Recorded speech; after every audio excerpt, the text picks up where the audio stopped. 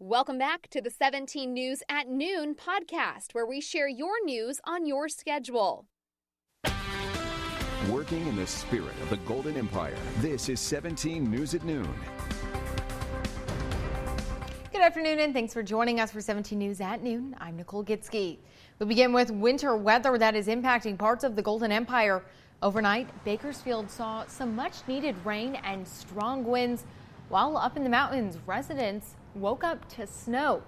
This morning, California Highway Patrol was pacing traffic along the Grapevine for over an hour and a half as roads were slick. We have more weather on the way.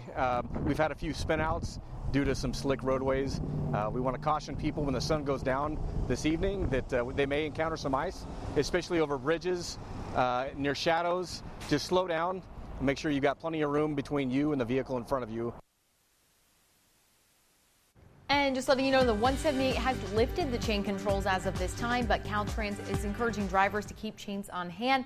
And that's when we bring in Kevin. Kevin, are we expecting more winter-like weather out there today? We are still going to keep it in the forecast for the remainder of today. I think by sunset things will pull back a little bit. So far, Tehachapi hasn't seen any snow on the ground in downtown. Some of the foothills have seen it, and then we've definitely seen the snow into the Frazier Park and Pine Mountain Club areas. We still have the winter weather advisory in place at this time. This is in place until Monday at 6 p.m.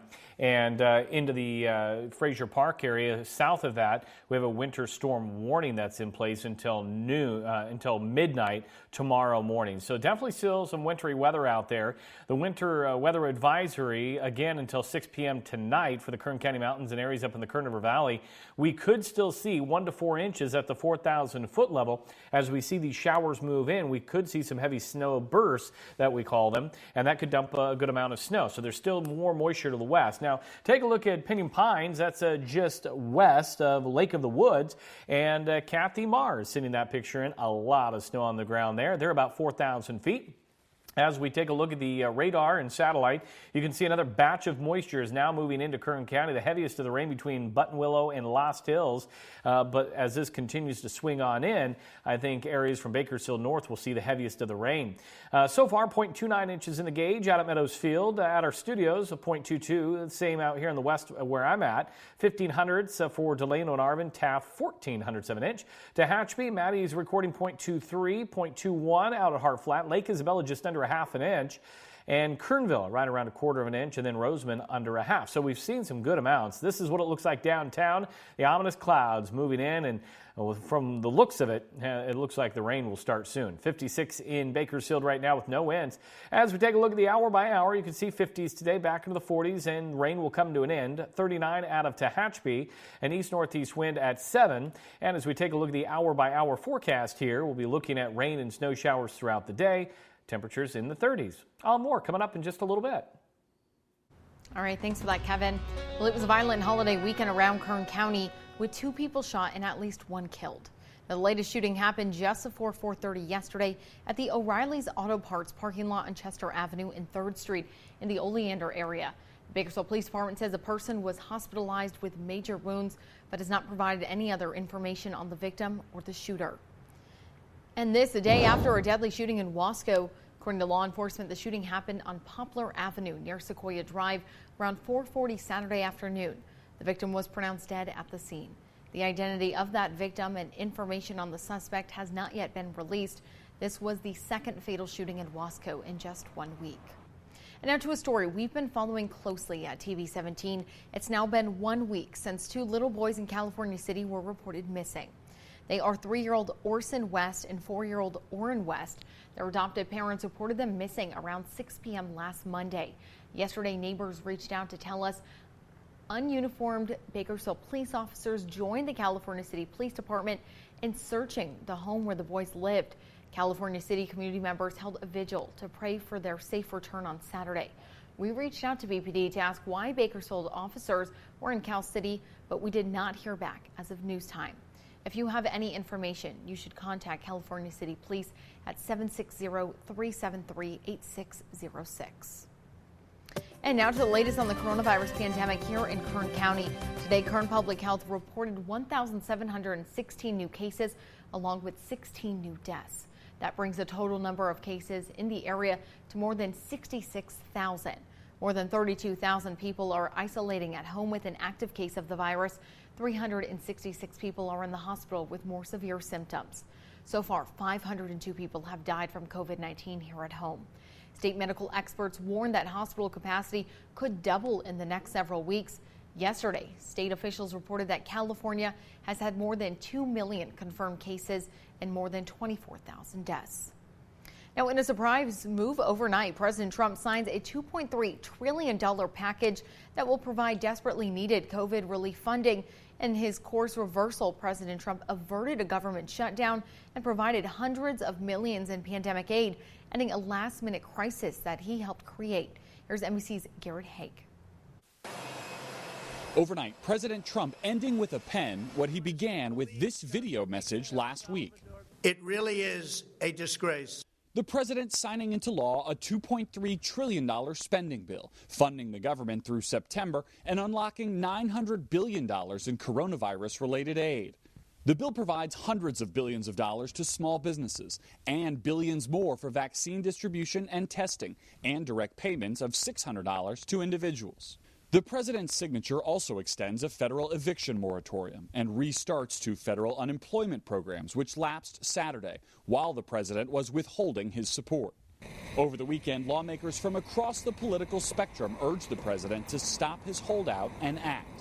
I understand he wants to be remembered for advocating for big checks, but the danger is he'll be remembered for chaos and misery and erratic behavior if he allows this to expire. The president's decision to sign the bill comes with strings attached. The White House saying the Senate will vote to more than triple direct payments to Americans to $2,000. House Speaker Pelosi overnight calling on Republicans to join her in voting for the $2,000 payments the president asked for. Minority Leader Chuck Schumer tweeting that he'd force a vote in the Senate, too, daring Republicans to oppose the increased payments. And Senate Majority Leader Mitch McConnell praising the president's leadership for preventing a government shutdown when our nation could not have afforded one.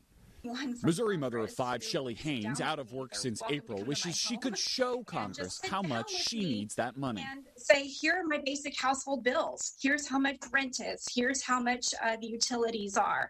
And show me how I make this work with the $600 or the $2,000.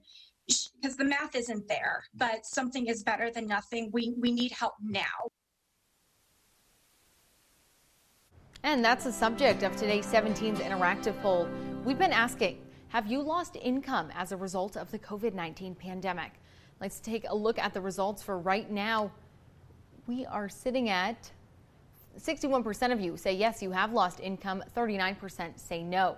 Now, there is still time for you to weigh in. Call or text us at 888-4617. Press 1 if you have lost income as a result of the COVID-19 pandemic, and 2 if not. You can also tweet, email, or Facebook us your comments, and we'll have a look at those comments and update on those results coming up later tonight. Well, this says travelers arriving to the U.S. from Britain must be able to prove they have a negative COVID-19 PCR test as of today. This follows countries around the globe shutting their borders to the U.K. last week over a new variant strain of coronavirus. Japan this morning took the extraordinary step of closing itself off to foreigners after detecting 2 cases of the UK viral variant. Japanese citizens can still come and go, but foreigners are banned for a month. The European Union, which has largely banned British travelers, this weekend it began its vaccine rollout across the 27 member states just days after approving the Pfizer vaccine. The UK, which began its vaccine rollout earlier, could soon have a new weapon to fight the virus. British officials are expected this week to approve the UK's own Oxford vaccine, which doesn't require extreme cold, making it far easier to distribute.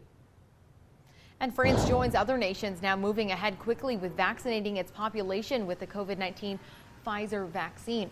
Under the plan, about 1 million French people will be vaccinated during the first phase through January and February. The vaccine doses will be administered in around 20 institutions, with the elderly as the priority group next week, and a large-scale vaccination push to about 7,000 nursing homes and elderly centers across the country will start in January. The companies are scrambling to meet global demand and aim to make 1.3 billion shots next year. Now, if if you are dealing with stress, worries, or other concerns related to the pandemic, a reminder that you can call the new mental health and wellness hotline launched by the Kern County Latino COVID-19 Task Force. You can speak with experts who can provide helpful information and resources. That number is 525-5900. It's available in both English and Spanish, Monday through Friday from 9 a.m. to 5 p.m. And local health officials are urging you to get a COVID-19 test, even if you're not showing symptoms. Go to Kern Public Health's website and click on the coronavirus tab. From there, you can find an interactive map of all the testing sites near you.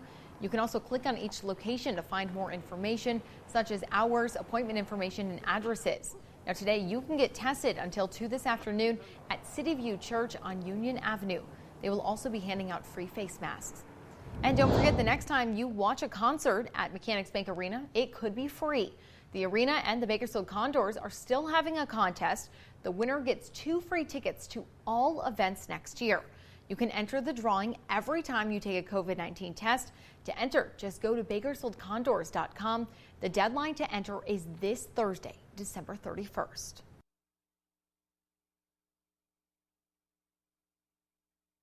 KGET Business Watch is brought to you by Grapevine MSP Technology Services, the Valley's leading IT service provider.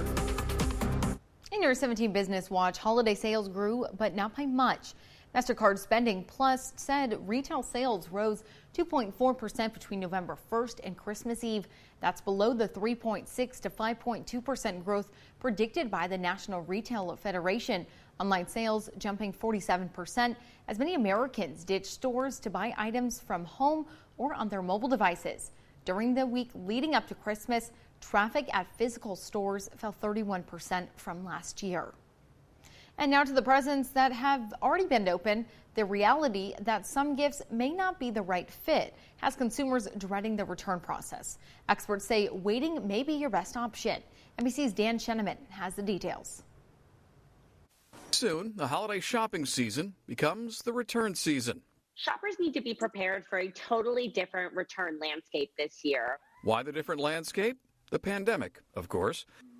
Experts say consumers are now doing more online shopping, buying larger items, and that creates new challenges for returns. Those purchases that you purchased end up getting returned, and the holiday return ratio is actually much higher than traditional. And e-commerce returns is even higher because people bracket and buy product that they end up trying in their home and returning. Maybe they'll buy 5 or 6 of the same color or size and return all of them except one just to see what fits them. When it's time to return or exchange all those perfect gifts that were less than perfect, Sarah Skirball of Retail Me Not has some suggestions. Take a picture of your receipt. This way you have a good record of it and there's no chance that you're going to lose it. Number 2, shoppers need to be prepared for a lag in refunds. There's going to be an influx of online shopping this year, which means that there's going to be a lot of online returns. And shoppers with a chance to make an exchange in person, Skirball suggests waiting until after January 1st. Crowds will likely be smaller, and shoppers need to read the fine print. You want to make sure you know what that return window is. You want to make sure you're prepared if you have to pay for shipping, et cetera, et cetera, et cetera. And the experts have one more tip. Be patient. Dan Sheneman, NBC News. Now, many retailers have extended their return windows well into the new year. Check individual store policies, both in-store and online. And Kern County Cancer Foundation's annual Christmas with the Cranktones fundraising event is going virtual this year due to the pandemic. This is video of a previous event. Organizers say this year it's being called Christmas at Home with the Cranktones. It's happening Tuesday at 7 p.m. The Cranktones will perform live, and viewers can check it out via the foundation's website at kerncountycancerfoundation.org. There are no tickets to purchase this year, so you are asked to donate either via the website itself or by texting KCCF to 833-755-6550. The organizers of the event joined us earlier this morning, too, to talk about all those details. You can find that on our website, kget.com. This New Year's Eve, we're counting down to 2021 live in Las Vegas, and it's all for a good cause. We partnered with Three-Way Chevrolet and the Super Bowl of Caring to raise money for 1 million meals to help people in need. If you would like to donate, scan the QR code on your screen or text the word NYE donate to 26989 to give now to a Kern County food charity of your choice. Plus, if you test drive any new car or truck at the Three-Way Chevrolet now through January 31st, they will make a donation to support the Bakersfield Homeless Center. And finally, at noon, a sign that this chaotic year is finally coming to an end as workers began installing crystals on the Times Square New Year's ball this week. Now, each year new crystals are swapped in, and this year the design of the ball is called the Gift of Happiness. The ball boasts 2,688 crystal triangles with more than 32,000 LED lights. While the ball drop will be the same this year, the event will not include packed New York streets due to the pandemic. The ball drop will be televised live along with performances, which will be designed for people to watch at home. The 17 News at Noon podcast is a production of KGET and Nexstar Media Group. For more on all of the headlines in today's show, head to kget.com.